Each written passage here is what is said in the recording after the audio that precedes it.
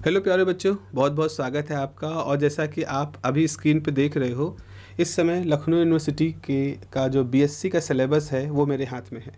अब अभी इससे पहले आपने इस चैनल के ऊपर अभी जो हाल में मैंने वीडियो बनाए हैं उसमें मैंने लखनऊ यूनिवर्सिटी में किस तरह से सिलेबस, किस तरह के रूल्स, सिलेबस की बात तो नहीं कि रूल्स क्या हैं, कैसे सेमेस्टर सिस्टम में पास होते हैं, कैसे आप प्रमोट हो सकते हैं अगले सेमेस्टर में, ये सारी बातें की हैं। लेकिन आज इस चैनल को बनाने का जो मेरा मूल पर्पज़ था, जिसके लिए मैंने ये सारा काम फिर से शुरू किया, आज हम उसकी बात करने वाले हैं।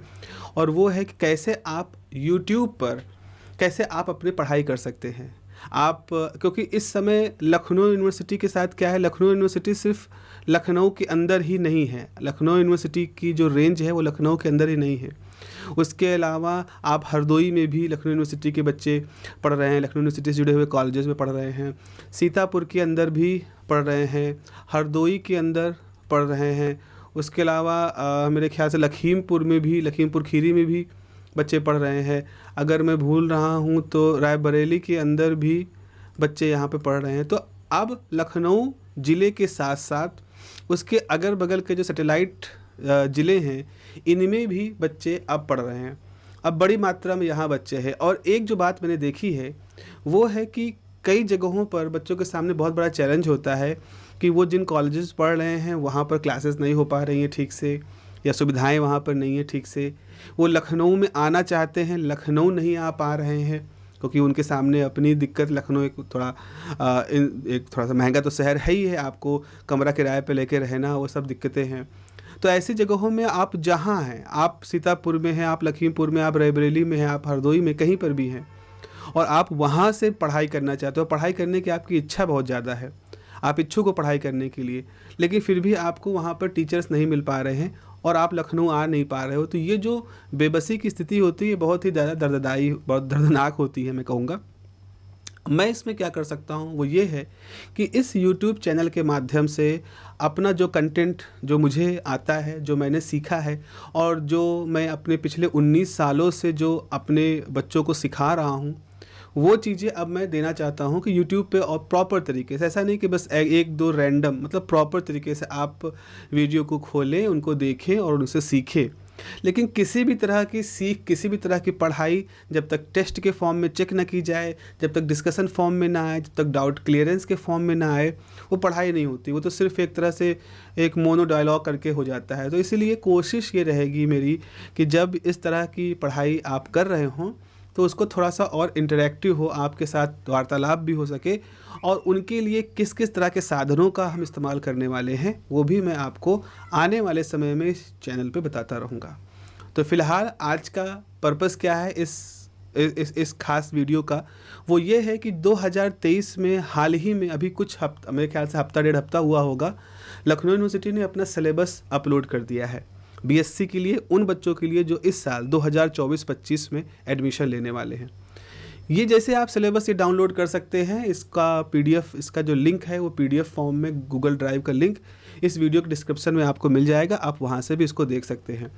ये जो आप पहला पेज, मेरे ख्याल से दूसरा पेज है, इस दूसरे पेज में आपको फ्रेमवर्क दिख रहा है। इस फ्रेमवर्क को स्टडी इवेल्युएशन स्कीम कहते हैं। ज़्यादा टेक्निकल भाषा में बात करें कि मतलब आपके पास कितने मेजर सब्जेक्ट होने वाले हैं और फिर कितने माइनर होने वाले हैं, कब आप जो है करिकुलम कोर्स करोगे, कब आप जो है वोकेशनल कोर्स करोगे, कब को करिकुलर कोर्स करोगे, कितने क्रेडिट आपको हर सेमेस्टर में पाने हैं, आपका जो क्रेडिट, आपके पास टर्म पेपर कितने क्रेडिट के होंगे, कितने सेमेस्टर की पढ़ाई आप करते जाओगे तो आपको डुअल डिग्री मिलेगी, डिप्लोमा, ग्रेजुएट डिग्री मिलेगी, डिप्लोमा मिलेगा, सर्टिफिकेट मिलेगा, या आपको ग्रेजुएशन विथ रिसर्च मिलेगा। ये सारी चीज़ें इस एक पन्ने में दी गई है। तो बहुत ही इंपॉर्टेंट पन्ना है, लेकिन अभी आपको बहुत कुछ इसको समझना नहीं है। इसको समझते रहोगे, धीरे धीरे जैसे जैसे मैच्योर होते रहोगे, इस पन्ने को समझते रहोगे। मेरा मकसद ये रहेगा कि मैं आपको वहाँ पर समझाता रहूँ इस पन्ने के बारे में, जहाँ जहाँ आपको इसकी ज़रूरत है। इसको लेकर के बहुत ज़्यादा परेशान होने की ज़रूरत नहीं है। लेकिन आपको बीएससी कैसे करनी है, बीएससी में क्या पढ़ना है, कब कौन से पेपर पढ़ना है, वो सब कुछ यहाँ पे हो जाएगा।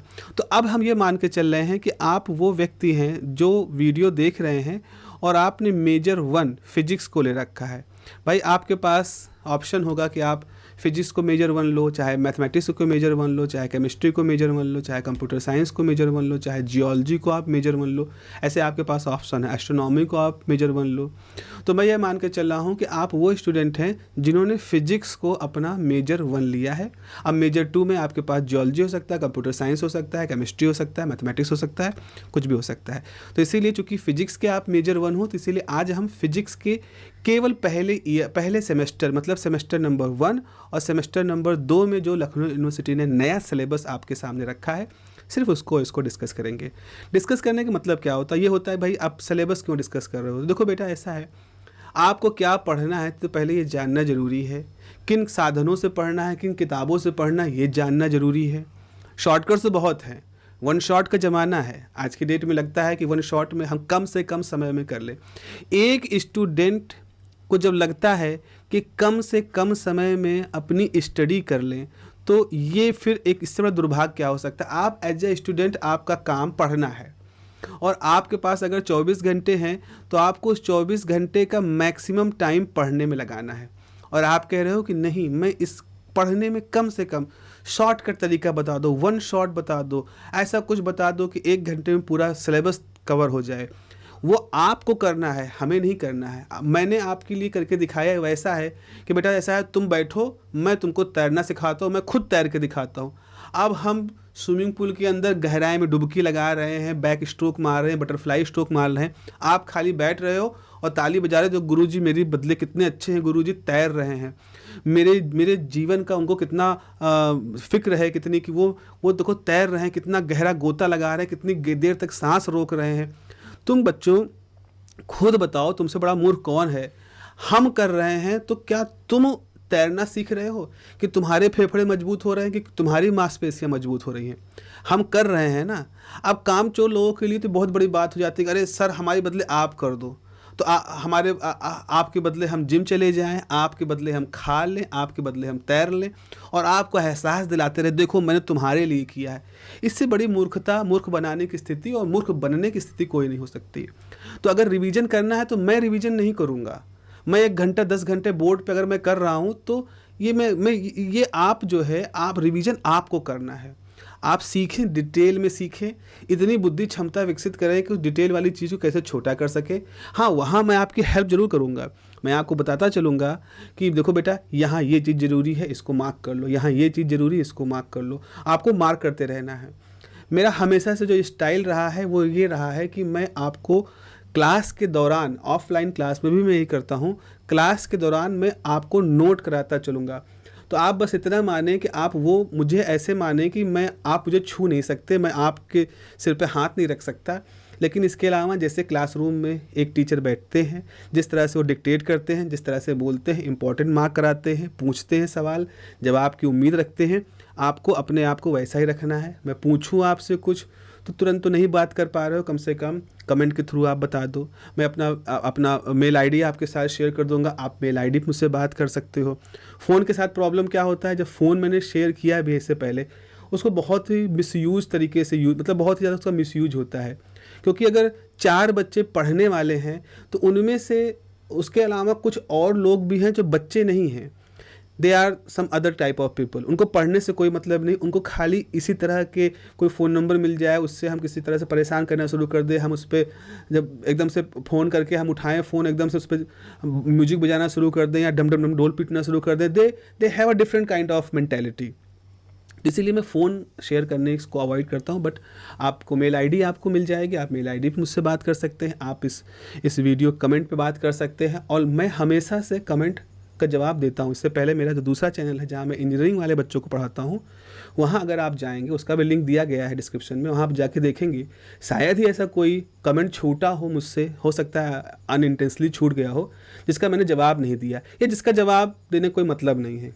कुछ ऐसे भी सवाल होते हैं जिसके कोई जवाब ही नहीं दे सकते, जवाब देने का मतलब है कि फिर वो मतलब ही नहीं उसका कोई, तो उनको मैंने खाली छोड़ा, बाकी लगभग सबके जवाब दिए हैं मैंने उसमें।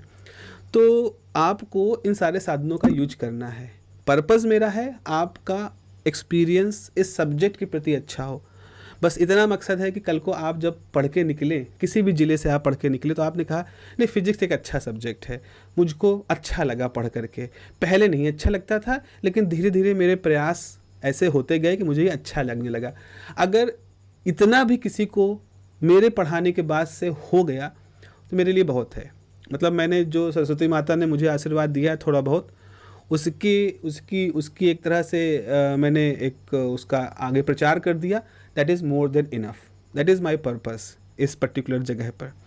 ठीक है, तो आपको इस सब्जेक्ट को सीखने के दौरान किसी तरह की कोई अनुभव में कमी हो रही हो या किसी तरह कोई दिक्कत हो रही हो, आप बेझिझक बताइए। जितना प्रयास मुझसे हो सकता है as a single person, I will definitely do it. Okay, तो आप देखिए यहाँ पर सबसे पहले तो मैं आपके पास पेपर कोड और टाइटल की बात आती है। तो ये पेपर कोड है, जैसे P1001 ये पेपर कोड है। आपका पेपर कोड 101 क्या है, wave mechanics and wave motion, इस पेपर का नाम है। उसके बाद फिर आपका दूसरा पेपर है ऑप्टिक्स। तो ये पेपर आपका करीब करीब 40 घंटे का है, दूसरा पेपर भी 40 घंटे का है। और इसमें आपके 4 क्रेडिट का ये पेपर है, 4 क्रेडिट का ये पेपर है। मतलब ये आपके आपके आप जब देखोगे अपने कॉलेज की टाइम टेबल देखोगे, तो टाइम टेबल में आपको दिखाई पड़ेगा कि हफ्ते में 4 क्लासेस हो रही हैं इस सब्जेक्ट की। जो सब्जेक्ट में आप मतलब हर किसी दिन मैथ की होगी, किसी दिन वेव मैकेनिक्स की होगी, किसी दिन ऑप्टिक्स की होगी। तो सोमवार से लेकर शनिवार तक की जो आपकी क्लासेस चल रही है उसमें लैब भी हो रही होंगी। नहीं, लैब इस बार नहीं है, इस बार दोनों पेपर थ्योरी के, ये बात ध्यान रखें। ये पेपर थ्योरी का है, ये पेपर भी थ्योरी का है। तो wave mechanics and wave motion आपके पास एक पेपर है और दूसरा पेपर ऑप्टिक्स का है, जो कि आपको करना है। आगे के पेपरों को डिस्कस मैं अभी नहीं कर रहा हूँ, वो सेमेस्टर 2 और 3 और 4 के हैं। फिलहाल मेरी बात खाली आपके साथ चल रही है वेव मैकेनिक्स के बारे में। चलिए आगे बढ़ते हैं और हम अब ये एक चीज़ और यहाँ पे डिस्कस कर लें, इसको भी डिस्कस कर सकते हैं कि आपने चूंकि फिजिक्स का मेजर लिया है, ठीक है, आपके पास क्या है, आपके पास फिजिक्स का मेजर, और मेजर कौन सा लिया है, 1 लिया, यानी कि मेन मेजर आपके पास फिजिक्स का मेजर 1 है। तो जब अगर आपने फिजिक्स का मेजर लिया है तो आपको को करिकुलर कोर्स जो सीसी कोर्स होता है वो भी फिजिक्स का ही करना पड़ेगा, या वोकेशनल कोर्स भी आपको फिजिक्स का करना पड़ेगा। तो आपका जो सेमेस्टर नंबर 1 है, सेमेस्टर नंबर 1 में आपको को करिकुलर कोर्स करना होगा। और आपका जो CC1 कोर्स है वो है effective science communication. Effective science communication का 2 क्रेडिट का पेपर आपको पास करना पड़ेगा, क्योंकि आपने फिजिक्स का मेजर 1 लिया है। अब आप कहोगे सर अगर मैंने मैथ का लिया होता तो वो आपके मैथ के सिलेबस को डिस्कस करेंगे तो वहाँ पे बताएंगे। और अगर आप ये सवाल है कि अगर सर मैंने मेजर 1 केमिस्ट्री लिया होता तो उसका करिकुलर कोर्स उसके सिलेबस में है, वो हम वहाँ पे डिस्कस करेंगे। आज हम फिजिक्स के ऊपर बात कर रहे हैं। और अगले सेमेस्टर में जब आप जाओगे तो आपको एक वोकेशनल कोर्स करना पड़ेगा, और वो वोकेशनल कोर्स जो है वो है मटेरियल एंड डिवाइस 1। तो ये आपका सेमेस्टर नंबर 2 में क्रेडिट 2 का पेपर होगा। अभी इफ़ेक्टिव साइंस कम्युनिकेशन जो को करिकुलर कोर्स है ये 2 क्रेडिट का है, जो इस सेमेस्टर में आपको करना होगा, पास करना इसको ज़रूरी होगा। तो इसके क्रेडिट आपके 20 क्रेडिट में आके जुड़ेंगे। ठीक है, चलिए आगे बढ़ते हैं। और आगे बढ़ते हुए हम अपना अब ये वही चीज़ जो मैंने अभी बताई है, आपके पास क्रेडिट स्कीम 4 क्रेडिट का 4 क्रेडिट का है। और उसके बाद फिर आगे उन्होंने कहीं को करिकुलर की बात की है नहीं, ठीक है। प्रोग्राम आउटकम, अब प्रोग्राम आउटकम एक तरह का डॉक्यूमेंट होता है जो कि ये बताता है कि जब आप BSc का प्रोग्राम पास कर लोगे तो आपको क्या मिलेगा। आउटकम मतलब आपको क्या मिलेगा। तो यहाँ पे लिखा है कि अगर आप 4 साल का कोर्स ये है आपका, ये 4 साल का कोर्स है। BSc आपके पास 3 साल पूरा करके निकलने का ऑप्शन है। 3rd ईयर के बाद आप ऑप्शन निकल सकते हो, तो आपको केवल BSc डिग्री मिलेगी, BSc डिग्री विद फिजिक्स आपको मिलेगी। लेकिन आप अगर 1 साल के बाद निकलते हो 20 क्रेडिट पूरा करके, तो आपके पास एक सर्टिफिकेट कोर्स होगा। आप 40 क्रेडिट के बाद 2 साल बाद निकलते हो तो आपके पास एक सर्टिफिकेट कोर्स होगा, डिप्लोमा, पहले यहाँ सर्टिफिकेट कोर्स होगा, यहाँ डिप्लोमा कोर्स होगा 40 क्रेडिट के बाद।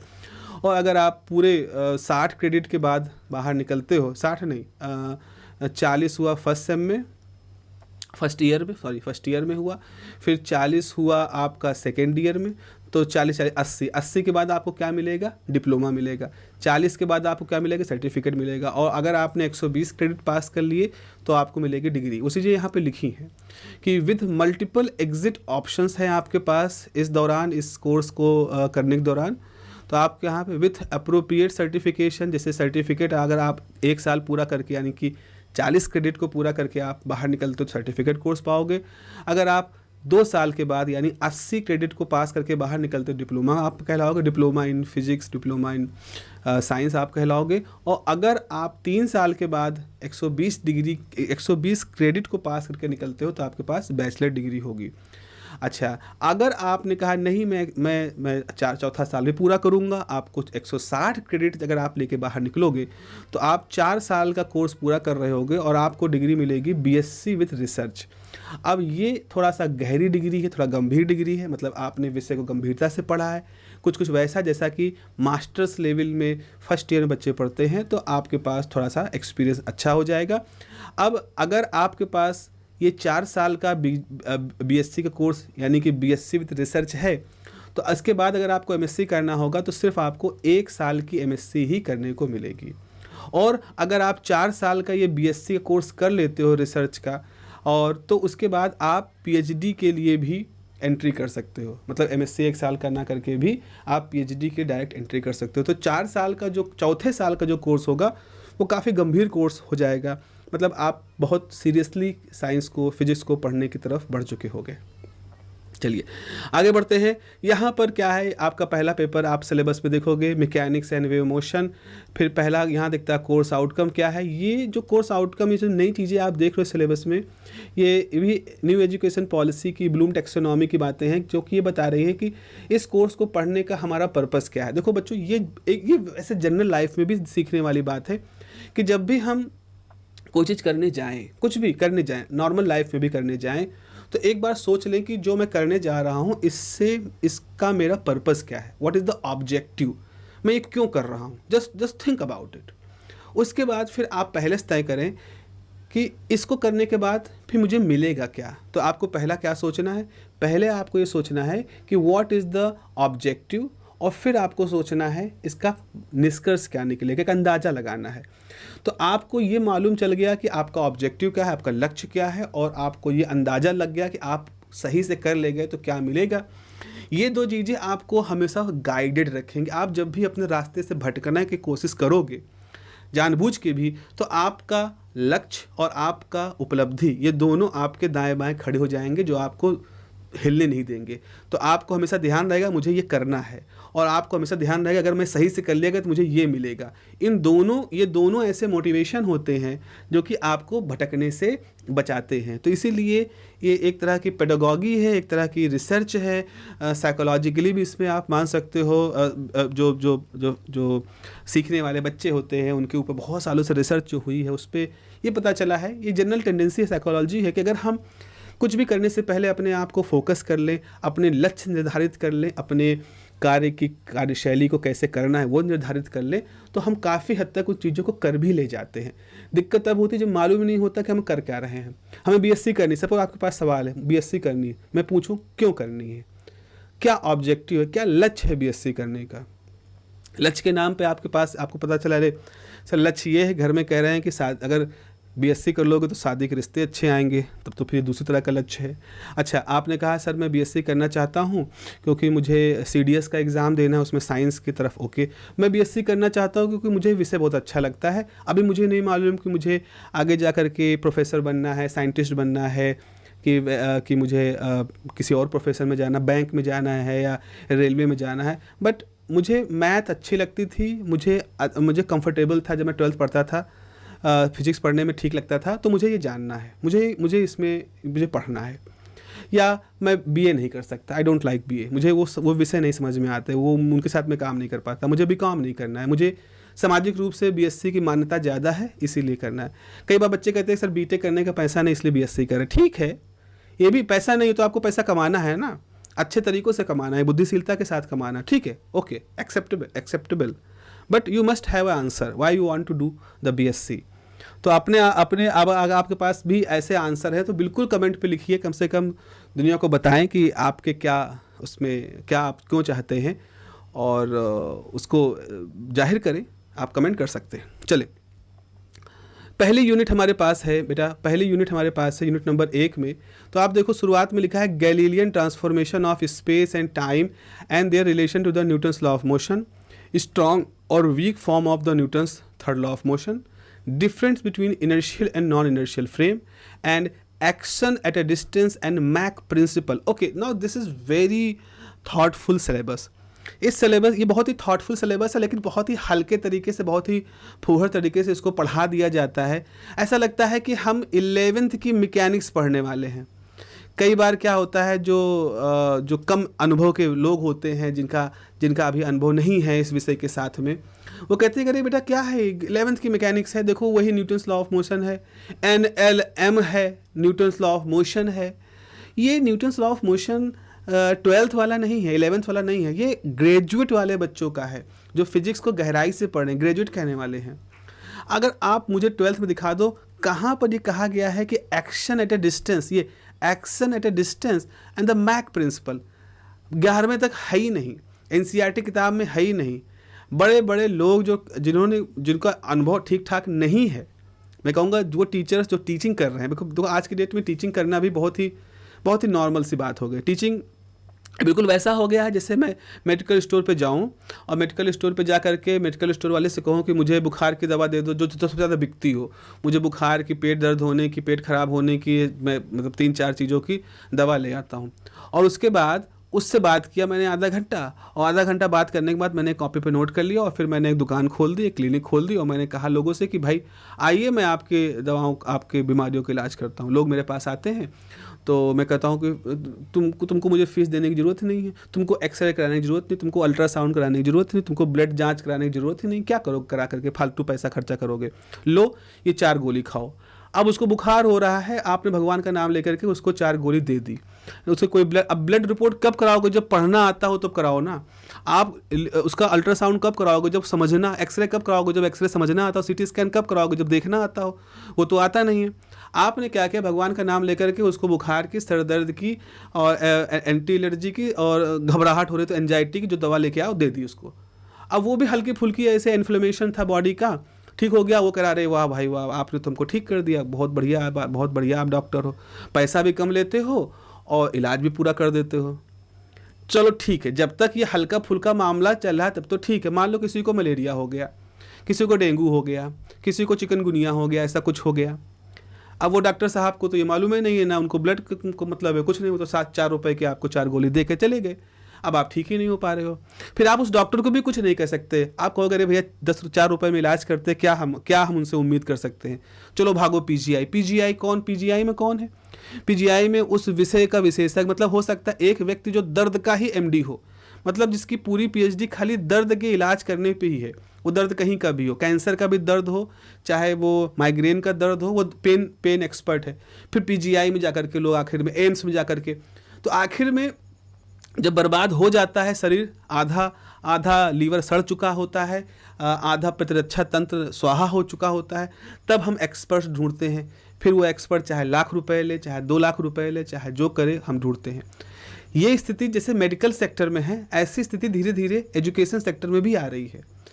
तो आज की डेट में कोई भी टीचिंग करने के लिए एक, जैसे मेरे पास एक कैमरा है, मेरे पास एक लैपटॉप है और एक राइटिंग का पेन ले लिया है मैंने, अब बस शुरू हो गया पढ़ाई लिखाई करना। अब इसके दम पे हम जितना कॉन्फिडेंट आपके सामने दिख जाएं, आपको जब बात करें तो बिल्कुल हंस के बोल के एकदम लहरा के बात करें, बहुत ज़्यादा लगेगा कि व्यूवर कम हो रहे हैं तो गर्लफ्रेंड बॉयफ्रेंड के चुटकुले क्रैक करना शुरू कर दें, इधर उधर अपने ऐसे ही मनगढ़ंत अनुभव बनाना शुरू कर दें। तो उससे क्या होगा कि जो थोड़ा सा ढीले ढाले से लोग हैं, जो देख रहे हैं, जिनके दिमाग पे दबाव पड़ रहा है, वो कहें हाँ अब जगेंगे वो थोड़ा सा। देखो ऐसा नहीं है, मनोरंजन के नाम पर कितना मनोरंजन करेंगे, मनोरंजन, जीवन का मनोरंजन खत्म हो जाएगा अगर हम हर जगह मनोरंजन ढूंढेंगे। तो ये बहुत ही सीरियस सब्जेक्ट है। ये जो शुरुआती है न्यूटन्स का law of motion, strong and week form of third law of motion, this is very important.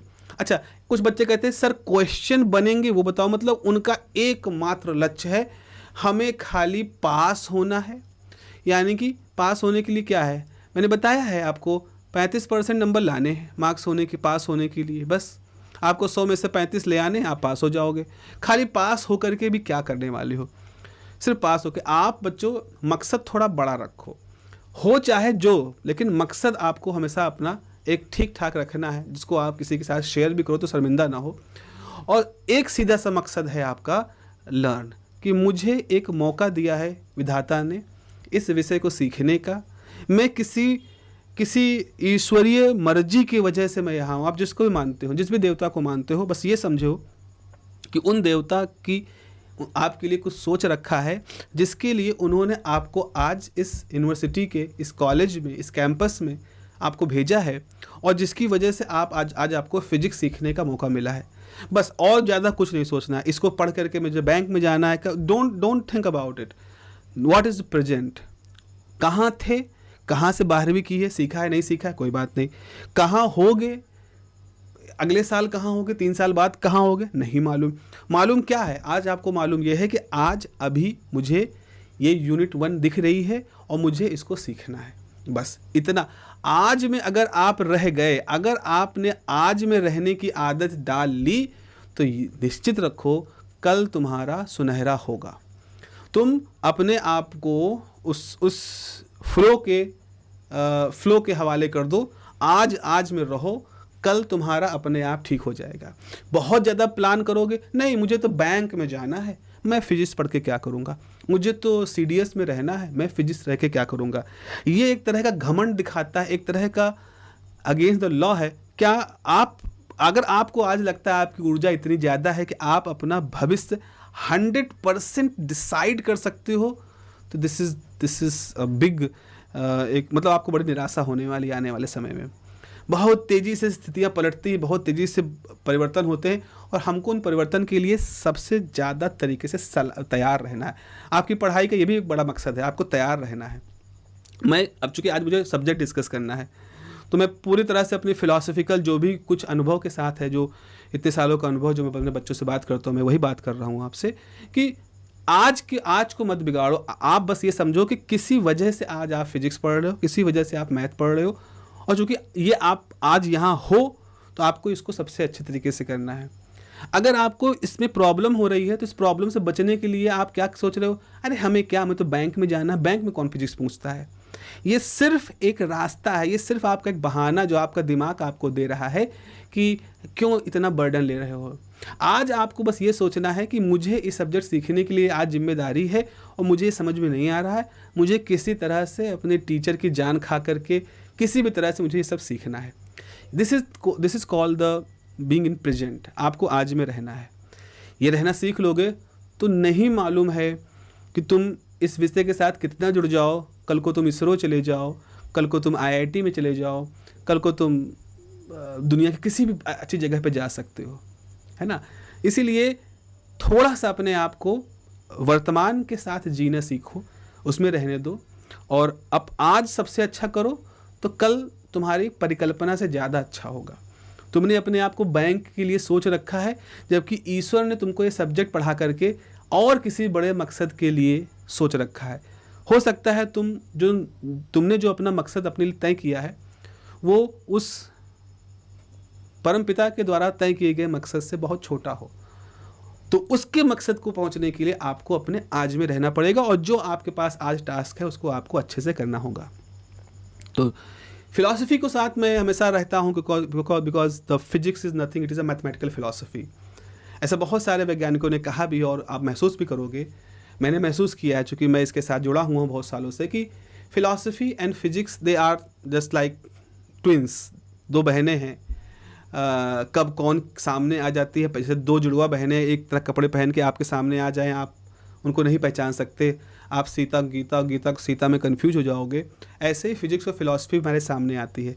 कब फिलॉसफी का चोला पहन करके फिजिक्स सामने आ गई, कब फिजिक्स के रंग रूप के साथ फिलॉसफी सामने आ गई, हम नहीं समझ पाते। और यही इसका रोमांच है, यही इसका उत्साह है कि कैसे हम फिजिक्स में फ़िलॉसफी को ढूंढ ले जाएं और फिलॉसफी में फिजिक्स को ढूंढ ले जाएं। और ये जो अप्रोच होती है, ये सारी दुनिया में लोग इसको बहुत ही ज़्यादा मानते, चूँकि फिजिक्स का बेसिक नेचर है। तो आगे बढ़ते हैं।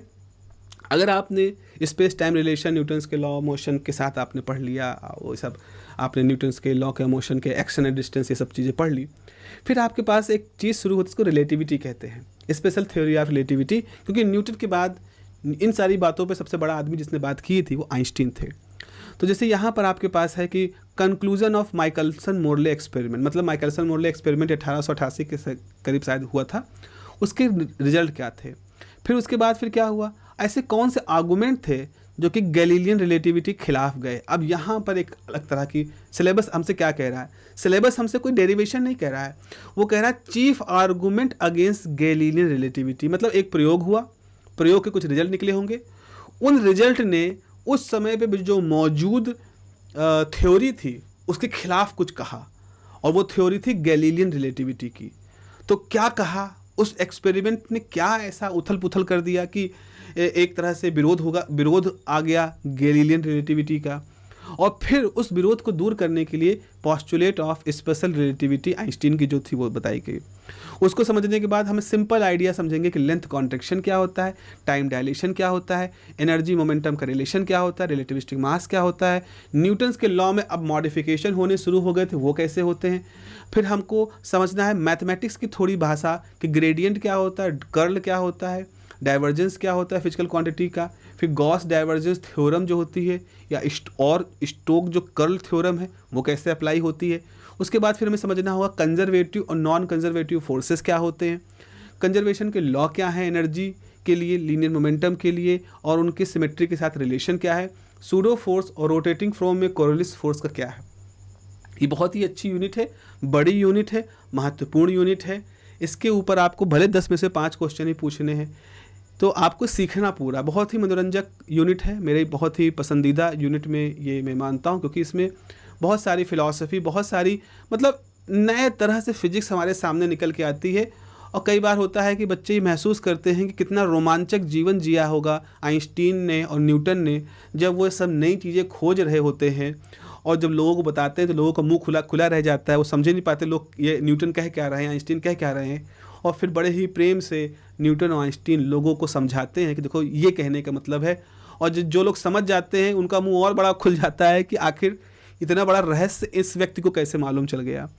तो सदमे पे सदमे लोगों को लगने शुरू हो जाते हैं, लेकिन कुछ लोग इतने कंफर्ट तरीके से, इतने ईज तरीके से वो चीज़ें समझा रहे होते हैं कि आदमी कहता है यार ये दुनिया कहाँ, कैसे तरह के लोग हैं जो ये जिस तरह की बातें कर रहे हैं, कैसे ये सब कैसे इनको आता है, और फिर वो बन जाते हैं दुनिया के महत्वपूर्ण व्यक्ति। यूनिट नंबर 2 की बात करें तो यूनिट नंबर 2 हार्डकोर मैकेनिक्स की तरफ हमको ले जाता है। जैसे कि इसमें आपके पास जो पहला यूनिट है, जस्ट हाईलाइट कर देता हूँ मैं, इसमें आपके पास जो पहला टॉपिक है वो है इलास्टिक और इलास्टिक कोलिजन क्या होता है, 1 डायमेंशन में और 2 डायमेंशन में देखना। फिर सेंटर ऑफ मास और जीरो मोमेंटम का जो फ्रेम होता है उसको समझना। फिर उसके बाद एंगुलर मोमेंटम की बात करना, फिर टॉर्क के साथ उसका रिलेशन ढूंढना, फिर एंगुलर मोमेंटम के कंजर्वेशन को समझना, और फिर कैसे स्पेस की आइसोट्रोपी के साथ जुड़ा होता है। Again this is not a 10+2 topic, this is not a 11 topic, this is a hard core BSc topic. Rotational energy और इनर्शियल टेंसर क्या होते हैं, टेंसर वर्ड यहाँ पहली बार आ रहा होता है। मोमेंट ऑफ इनर्शिया जो कि टेंसर क्वांटिटी है, वो कैसे रिंग का, डिस्क का, सॉलिड का, हॉलो स्फीयर का और रेक्टेंगुलर लेमिना का निकालना है। इस पे क्वेश्चन पूछे जाते हैं, बहुत अच्छा क्वेश्चन हर साल बनता है। फिर अगर एक ट्रांसलेशनल मोशन और कंबाइन रोटेशनल मोशन है, रिजिड किसी बॉडी का हो रहा है, तो कैसे इंक्लाइन प्लेन पर, हॉरिजॉन्टल प्लेन पे होता है। ये न्यूमेरिकल बेस्ड ज़्यादा यूनिट है, यहाँ से आपको डेरिवेशन मिलते हैं जो पूरे लॉन्ग क्वेश्चन के फॉर्म में आपके पास कन्वर्ट होते हैं, और डेरिवेशन के साथ साथ न्यूमेरिकल भी यहाँ पर आपके पास आते हैं जो कि महत्वपूर्ण होते हैं। जाते जाते ये यूनिट ख़त्म होती है एक और टॉपिक पे, इलास्टिसिटी, प्रत्यास्था, जिसको आपने पढ़ा है। रिलेशन क्या है इलास्टिक कांस्टेंट में, कैसे अगर हम किसी हॉलो सिलेंडर और किसी सॉलिड सिलेंडर को ट्विस्ट करें, जैसे मान लो ये सिलेंडर है, अगर इसको हम ऐसे ऐंठें, जैसे कपड़ा निचोड़ते हो ऐसे, तो वैसा करेंगे तो उसको ट्विस्टिंग कहते हैं। तो वो अगर खोखला सिलेंडर है तो कैसा होगा, भरा हुआ सिलेंडर है तो कैसा होगा।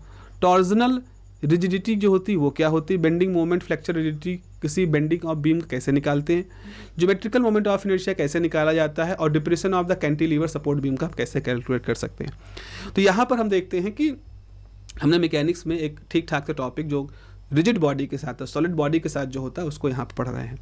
यूनिट नंबर 3 पे अगर आप आओ बच्चों, तो आप जो है एक और ख़ास तरह का टॉपिक पढ़ते हो जो कि आपने न्यूटन के साथ जुड़ा हुआ देखा है, वो है ग्रेविटेशन। तो न्यूटन केवल लॉ ऑफ मोशन ऑप्टिक्स के लिए नहीं, बल्कि वो काफ़ी हद तक जाने जाते हैं ग्रेविटी के लिए, यानी मूल रूप से वो ग्रेविटी के लिए ही उनकी बात चलती है। हम वो कहानी पढ़ते हैं कि सेब था, फल गिरा और न्यूटन को लगा ग्रेविटी है। तो ये कहानी कैसे आई, ये कहानी के पीछे की कहानी क्या है, क्या ये कहानी सही है? क्योंकि न्यूटन के पास सेब का बाग तो था, जहाँ वो रहते थे वहाँ सेब का बाग तो था, लेकिन सेब गिरने से ग्रेविटी को समझने वाली जो कहानी है, इसकी भी अपनी एक कहानी है और इसकी भी अपनी एक मोटिवेशन है।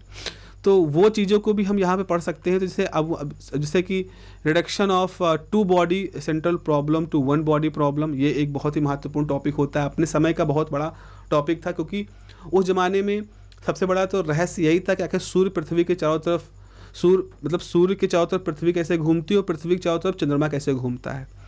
ये जो प्रॉब्लम थी, ये एक अच्छी खासी प्रॉब्लम थी समझने के लिए। लैप्लास से लेकर के न्यूटन, बर्नौली और लैग्रांजे, कितने लोगों ने इसमें अपना दिमाग खपाया होता है और बहुत अच्छे जवाब भी पाते हैं। उसके बाद फिर क्या है, रिड्यूस मास जो है, अगर पेयर बॉडी वो कैसे निकाला जाता है, relative centre of motion reduce mass से कैसे निकालते हो, प्लैनेट, सैटेलाइट, सोलर सिस्टम कैसे होता है, केपलर के लॉ क्या है प्लैनेटरी मोशन के। उसके बाद जो इन्वर्स स्क्वायर लॉ होता है न्यूटन का, वो कैसे ऑर्बिट को पता करते हैं, जैसे कि किसकी ऑर्बिट इलिप्टिकल कितनी होगी, उसका एसेंट्रिसिटी कितनी होगी, ये कैसे कैलकुलेट कर सकते हो। उसके बाद जो जियो स्टेशनरी सैटेलाइट हैं, जो उपग्रह छोड़ते हैं, जिनसे हमारा मोबाइल फ़ोन चल रहा है, जिससे हमारा DTH चल रहा है, जिससे सारा कम्युनिकेशन चल रहा है, आखिर ये कैसे काम करते हैं। उसके बाद जो GPS सिस्टम होता है, जो हम लोग गूगल मैप यूज करते हैं, GPS सिस्टम, तो GPS सिस्टम जो होता है वो कैसे काम करता है और उसमें रिलेटिविस्टिक मैकेनिक्स भी काम देती है। और आखिर में हम लोग पढ़ेंगे कि जो गैलेक्सी होती है, आकाशगंगा है, वो कैसे सेल्फ ग्रेविटी से काम करती है। तो 3 यूनिट हमारे पास हो गई आपकी मैकेनिक्स की। आखिरी यूनिट जो है that is about the wave motion. आखिरी यूनिट हमारी वेव मोशन की है।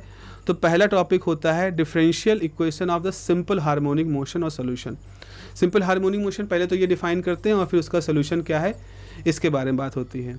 उसके बाद है डैम्ड और फोर्स्ड हार्मोनिक मोशन कैसे होते हैं, मतलब सिंपल हार्मोनिक मोशन में अगर हमने क्या शर्तें जोड़ दें कि डैम्ड हो जाए, क्या शर्तें जोड़ दें कि वो फोर्स्ड हो जाए, और फिर उनकी रेजोनेंस कंडीशन क्या होती है, क्वालिटी फैक्टर क्या होता है। फिर प्लेन प्रोग्रेसिव वेव है, किसी फ्लूइड में जा रही है तो वहाँ कैसे प्रेशर का चेंज होगा, कैसे एनर्जी उसके अंदर बांटेगी उस मीडियम के अंदर, इसके बारे में बात होती है। अब फिर अगर आपके पास स्ट्रिंग है और आप स्ट्रिंग को हिलाते हो तो एक तरफ से जहाँ से आपने प्रेशर दिया वहाँ से एनर्जी गई, एनर्जी पूरी स्ट्रिंग में फैलती है, उसका ट्रांसपोर्ट कैसे होता है, उसका फार्मूला क्या है। फिर आपने क्या देखा, जैसे आपने देखा जैसे आवाज़ हम बोलते हैं, आवाज़ गई टकरा करके वापस आई। तो जो वेव होती है अगर वो फ्री फॉर्म में मूव कर रही है तो अगर उसकी बाउंड्री फिक्स है तो कैसे उसका मैथमेटिक्स, कैसे उसकी प्रॉपर्टी कंट्रोल होंगी, रिजिड हैं तो कैसे कंट्रोल होंगी। थोड़ा बहुत एनिमेशन भी मैं यूज करूँगा इसमें साथ में, तो वो आपको बताऊँगा। फेज चेंज कैसे होता है, और आखिर में जाते जाते principle of superposition of wave क्या होती है, स्टैंडिंग वेव रेजोनेंस क्या होता है, फेज ऑफ ग्रुप वेलोसिटी क्या होती है। ये एक कठिन पेपर है, मैं कहूँगा मैकेनिक्स हमेशा से कठिन पेपर रहा है, क्योंकि इसमें न्यूमेरिकल भी रहते हैं और कई बार क्या होता है हमें लगता है मैकेनिक्स मतलब बहुत सारे न्यूमेरिकल सॉल्व करना। मैकेनिक्स मतलब आपको बहुत सारे फार्मूले आने चाहिए, उन फार्मूलों को सीधे अप्लाई करने का आपके पास कोई हुनर होना चाहिए। आपके पास फार्मूलों को अप्लाई करने का हुनर है, ये सब है, तो आपको मैकेनिक्स आती है। एक्चुअल में मैकेनिक्स में एक जो सोच है कि करना क्या था, कोई फार्मूला डेवलप क्यों हुआ, केपलर ने जो किया कैसे, क्यों किया, न्यूटन ने कैसे सपोर्ट किया, थोड़ा ये जो इतिहास, अब कुछ लोग इसके साथ अनकंफर्टेबल होते हैं, इस पर विचार है, बहस है कि क्या हमको ये समझना ज़रूरी है कि इतिहास भी उसके पीछे कहानी बिल्कुल समझना मेरे ख्याल से ज़रूरी होता है। और बहुत सारे एक्सपर्ट इस पर राजी भी हैं, मेरे पक्ष में भी राजी हैं कि जिन लोगों ने खोजा है ना वो इंसान थे, और इंसान एक सामाजिक प्राणी है, उसके ऊपर असर पड़ता है विचारों का, उसके ऊपर असर पड़ता है अपने जैसे सोचने वाले लोगों के विचारों का। तो अगर एक ज़माने में बर्नौली भी है, एक ज़माने में न्यूटन भी है, एक ज़माने में लिबनिज भी है, तो जब ये एक ही तरह के प्रॉब्लम पे अपनी बात रख रहे हैं तो बिल्कुल एक दूसरे के प्रभाव में आए होंगे, समस्याओं को समझा होगा, खोजने के तरीके खोजे होंगे। तो इस तरह से ये जब हम इन चीज़ों को उस पूरे ताने बाने के साथ सीखते हैं तो हमको चीज़ें याद रहती है, एटलीस्ट मुझे याद रहती है, मुझे इंटरेस्ट आता है, मुझे लगता है कि कोई कहानी है। जैसे शोले मूवी है आपके पास, आपको शोले मूवी बहुत पसंद है तो आप उसके हर मोमेंट को एंजॉय करते हो, आप उसके हर मोमेंट को, उसके एक एक फ्रेम को, उसकी एक एक हरकत को आपको बोलने में, उसके बारे में बात करने में मज़ा आता है। तो चूँकि फ़िज़िक्स मेरा फेवरेट सब्जेक्ट है तो कोई टॉपिक क्यों आया, कैसे आया, उसको सोचते समय न्यूटन ने क्या कहा, ये सब लिखा है किताबों में, अलग अलग तरह किताबों में लिखा है। तो जब मैंने पढ़ा तो मुझे बहुत इंटरेस्ट रहता है और मैं हमेशा कोशिश करता हूँ कि वो इंटरेस्ट चला जाए आप लोगों के अंदर भी। हो सकता है आप में से भी किसी को इंटरेस्ट आ जाए, क्योंकि मुझको भी कहीं से मिला है। मेरे गुरुजनों में से कुछ गुरुजन मुझको ऐसे भाग्यशाली में रहा जिन्होंने मुझे इस अप्रोच से बताया।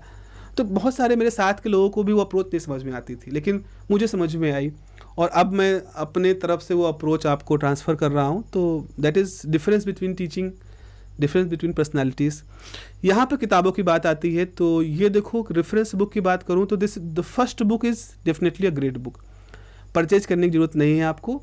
क्लेनकोव क्लेपनर की बुक है। अगर आप जैम को टारगेट बनाए, अगर आपको आईआईटी जाने का आपने लक्ष्य बना रखा है तो आपको जैम का एग्ज़ाम देना पड़ेगा, joint admission test for the masters. इसका एग्ज़ाम दे करके आप अच्छे रैंकों के साथ आईआईटी में जा सकते हैं। रैंक थोड़ा सा फेवरेबल नहीं है तो आप नेशनल इंस्टीट्यूट ऑफ टेक्नोलॉजीज़ में जा सकते हैं, एनआईटीज़ में जा सकते हैं। इवन शायद सेंट्रल यूनिवर्सिटीज़ में भी, कुछ सेंट्रल यूनिवर्सिटीज़ में भी आपको जैम के कार्ड से एंट्री मिल जाती है, शायद इंटरव्यू वगैरह होता है।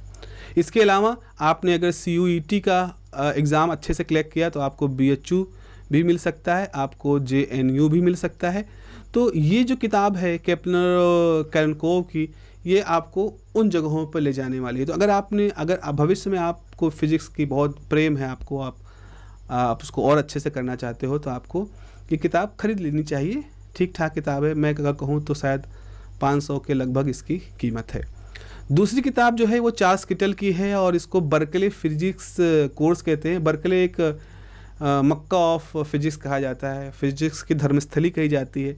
बहुत बड़े बड़े वैज्ञानिक हैं जो बर्कले यूनिवर्सिटी में पढ़े थे। तो बर्कले यूनिवर्सिटी, और बर्कले खुद भी एक बहुत बड़े फ़िलासफ़र थे, USA के थे आई थिंक। तो वहाँ के वैज्ञानिकों ने, वहाँ के प्रोफेसर्स ने कई वॉल्यूम में फ़िज़िक्स लिखी है ताकि आम जीवन में लोगों को समझ में आ जाए। ऐसी ही एक किताब है वॉल्यूम 1 मैकेनिक्स की, चार्ल्स किटल की लिखी हुई, अच्छी किताब है। उसके बाद रिचर्ड फेमन की लेक्चर सीरीज़ है। रिचर्ड फेमन की जो लेक्चर सीरीज़ है ये 3 वॉल्यूम में है और बहुत ही अच्छी किताब मानी जाती है। इसमें मैथमेटिक्स नहीं होती लेकिन पूरी फिजिक्स लिखी गई है, लेकिन बच्चों के हिसाब से कठिन होती है क्योंकि बहुत अंग्रेजी इसमें लिखी गई है। तो अगर आप अंग्रेजी के साथ दिक्कत में हैं तो आपको रिचर्ड फेमन शायद अभी शुरुआत में उतना अट्रैक्ट ना करें, लेकिन जैसे जैसे आपकी अंग्रेजी अच्छी होती जाएगी आपको बहुत अच्छा लगेगा किताब। ओके उसके बाद हॉलिडे रेस्निक एंड वॉकर की किताब है, प्रिंसिपल ऑफ फिजिक्स। प्रसिद्ध बुक है, अमेरिका की बहुत फेमस बुक है, अब तो इंडिया में भी छपने लगी है। अच्छी किताब है, इसको आप देख सकते हैं। इसके अलावा बर्कले सीरीज़ की वॉल्यूम 3 है जो वेव के ऊपर है, तो मैकेनिक्स वॉल्यूम 1 है और जो क्रॉफोर्ड की जो वेव्स है बहुत अच्छी किताब मानी जाती है। बर्कले सीरीज़ की शायद 5 वॉल्यूम में किताबें, सब बहुत अच्छी हैं, बहुत बेहतरीन किताबें हैं, तो सब अच्छी। अब आते हैं वो किताब जिसको आप खरीद सकते हैं, जिसको आप अपनी लाइब्रेरी में पाओगे, जिसको आप इशू करा सकते हो, DS माथुर किताब। DS माथुर किताब बहुत अच्छी मैकेनिक्स किताब है। अगर आप आने वाले समय में अगर फिजिक्स के साथ सिविल सर्विसेज की तैयारी करना चाहो, जो मैं इंकरेज करो, अगर आप सिविल सर्विसेज में जाना चाहते हो तो आप फिजिक्स को लेकर के अगर सिविल सर्विसेज में एग्ज़ाम में जाओगे तो आपको फ़ायदा मिलेगा। वो अच्छा सब्जेक्ट है, आज की डेट में अच्छा सब्जेक्ट माना जाता है। तो थोड़ा सा ज़्यादा मेहनत मांगता है, साइंस है, मेहनत मांगता है, लेकिन अगर आपने इस सब्जेक्ट के लायक मेहनत कर दी तो जनरल कैटेगरी में आपको 100 के अंदर रैंक मिलेगी, मतलब आपको प्रॉपर IAS बिल्कुल मिल रहा है, ये मान सकते हो आप। तो फिजिक्स वैसा है कि आपको थोड़ा एफर्ट एक्स्ट्रा डाल दो तो आप एक प्रॉपर IAS जनरल कैटेगरी में बन जाते हो, लोग बनते हैं। उसके बाद 7वीं जो किताब है वो RK शुक्ला की, अभी भी प्रोफेसर हैं RK शुक्ला, उनकी वाइफ है आंचल श्रीवास्तव, लखनऊ यूनिवर्सिटी में फिजिक्स डिपार्टमेंट में आप दोनों ही प्रोफेसर हैं। और उन्होंने मैकेनिक्स की किताब लिखी है, ऑप्टिक्स की भी किताब लिखी है, मेरे ख्याल से प्रैक्टिकल की भी बुक लिखी उन्होंने, तो वो बुकें लिखी हैं, बहुत अच्छी किताबें हैं। They both are super person. मुझे बड़ा सौभाग्य मिला है कि मैंने इनके साथ बात की है, इनके साथ थोड़ा बहुत जो भी इंटरेक्शन रहा है। तो they both are great person and the book is also super, बहुत अच्छी किताब है, तो आप खरीद सकते हो, BSc के हिसाब से खरीद सकते हो। मैकेनिक बहुत सारे न्यूमेरिकल भी होंगे, बहुत सारी थ्योरी भी है, मोटी किताब होती है इसकी, और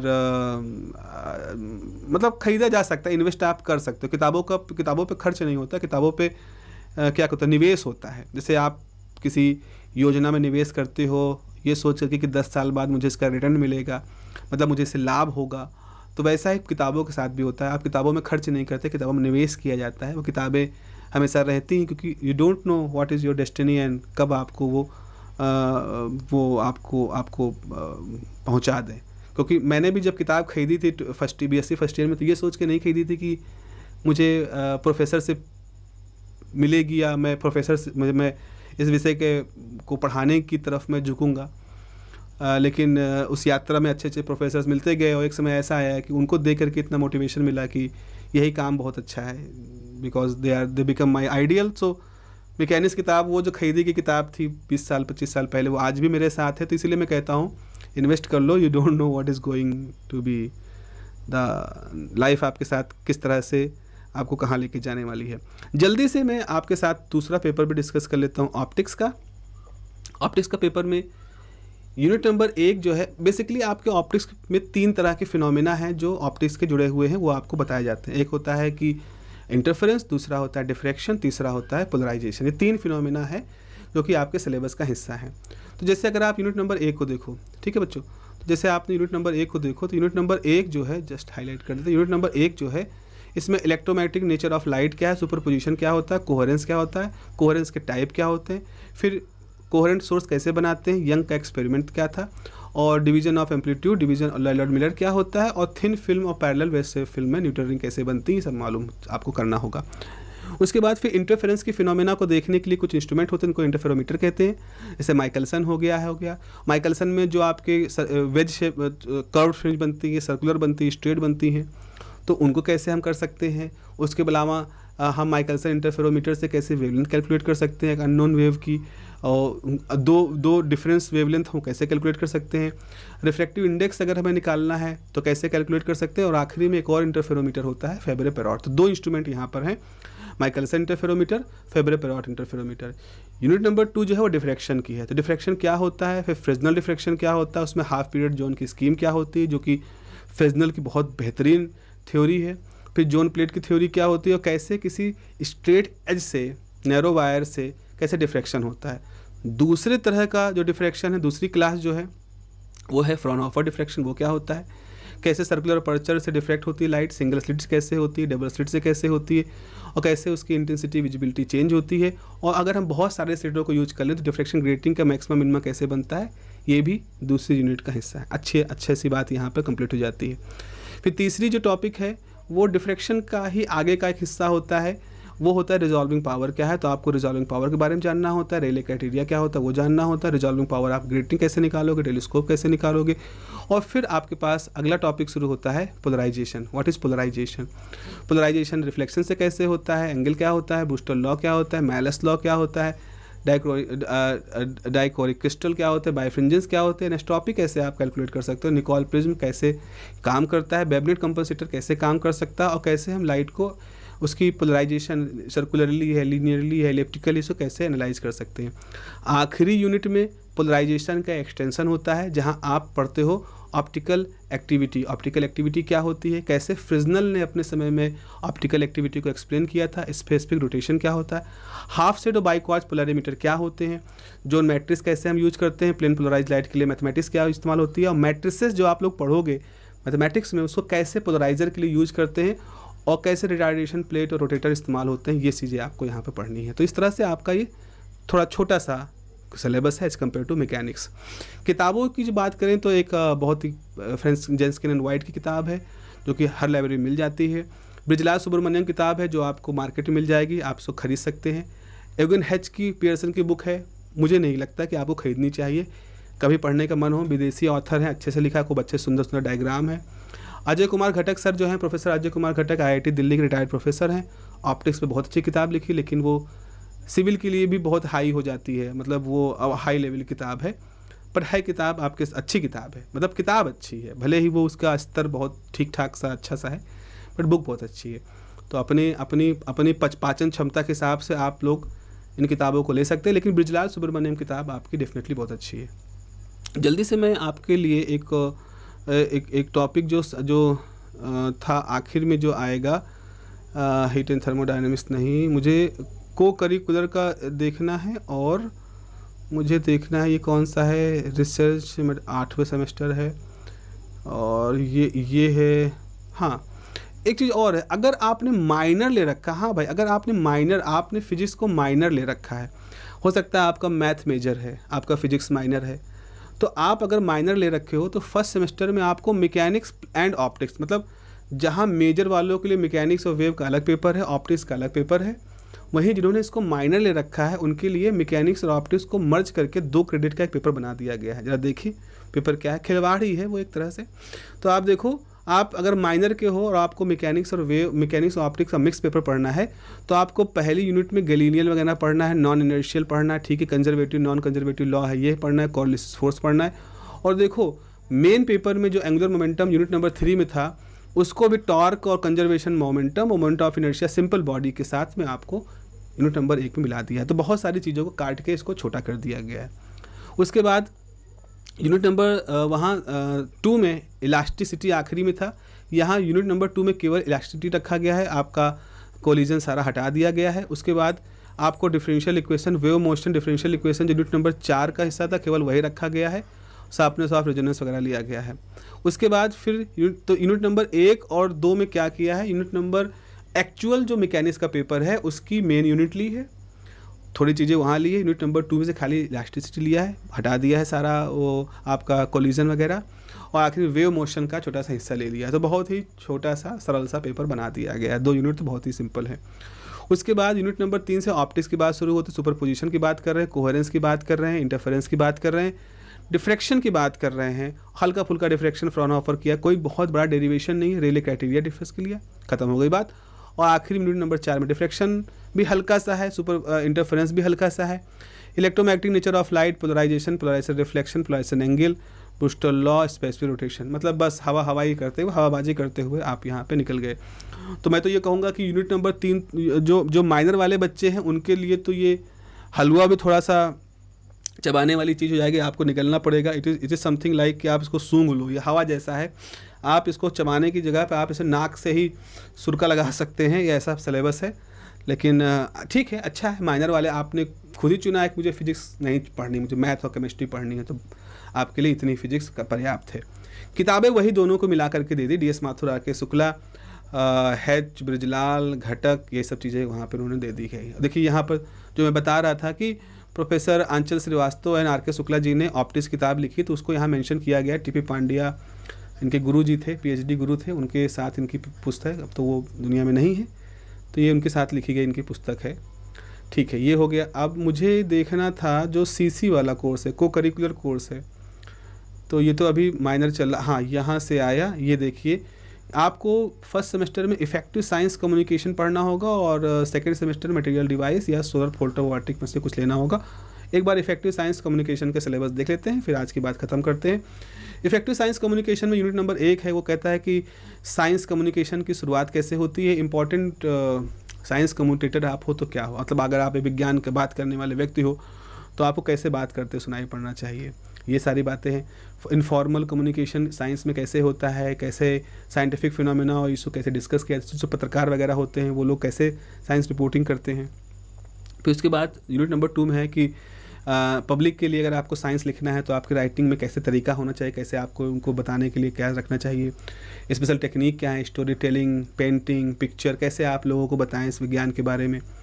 उसके बाद साइंस कम्युनिकेशन अगर है तो स्ट्रेटजीज़ क्या होनी चाहिए, साइंस कम्युनिकेशन एक्टिविटी को डिज़ाइन करने के लिए कैसे आप इन्फ्लुएंस बायस वगैरह को बैलेंस कर सकते हो। और आखिरी में communicating science for policy maker, communicating the media project work. तो एक तरह से ये एक ऐसा पेपर है को करिकुलर एक्टिविटी का जहाँ आपको सीखना ज़्यादा है और बहुत इसको बर्डन नहीं लेना है, बस इसको एंजॉय करिएगा कि अच्छा कैसे लिखा जाए, कैसे बोला जाए, कैसे कहा जाए कि विज्ञान के बारे में बातें लोगों को समझ में आना शुरू हो जाए। बिकॉज साइंस कम्युनिकेटर तो यही काम करता है ना, विज्ञान को पॉपुलर करने का काम करता है, विज्ञान को जन जन तक पहुंचाने का काम करता है। तो वो टेढ़ी शब्दों का इस्तेमाल करने के बजाय सीधे सीधे सरल व्यक्तियों के दिमाग में जो फिट हो सकें ऐसे शब्दों का चुनाव करके वो डिफ़िकल्ट फिनोमेना को समझाता है। तो वो भी एक अच्छा काम होता है साइंस कम्युनिकेटर का, और जो साइंस रिपोर्टर होते हैं वो यही काम कर रहे होते हैं बहुत अच्छी तरीके से। तो मैंने लगभग फर्स्ट ईयर का फर्स्ट और सेकेंड सेमेस्टर यानी फर्स्ट ईयर के फिजिक्स से जुड़े हुए माइनर भी डिस्कस कर लिए, को करिकुलर भी डिस्कस कर लिया, और आपका मैकेनिक्स एंड वेव मोशन और ऑप्टिक्स भी डिस्कस कर लिया। तो this is all about. Next discussion में मैं और भी जो फर्स्ट ईयर के सिलेबस हैं उनमें से किसी सिलेबस को उठाऊंगा और थोड़ा डिटेल में उसके बारे में बात की जाएगी। चलिए ध्यान रखिए अपना। Have a nice day, take care, bye bye.